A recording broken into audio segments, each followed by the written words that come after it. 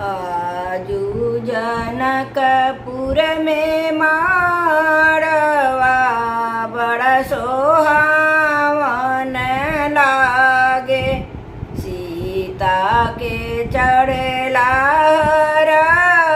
दिया मन भावन लागे।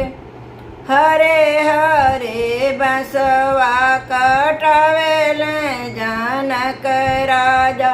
मन में सुनना माई के बजेला आनंद बाजा।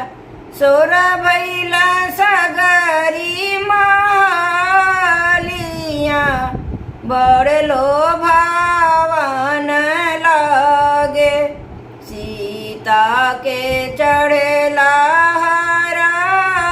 दिया मन भावन लागे।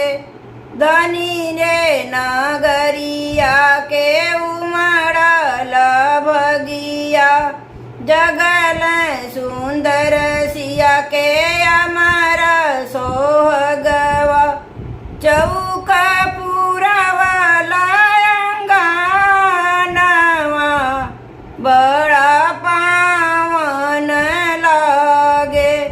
चौक पुरवाला अंगनवा बड़ा पावन लागे। सीता के चढ़ला दिया मन भावन लागेल। सीता के चढ़ला दिया मन भावन लागे। आँखी के पुतरिया जे भेजी है नगरिया।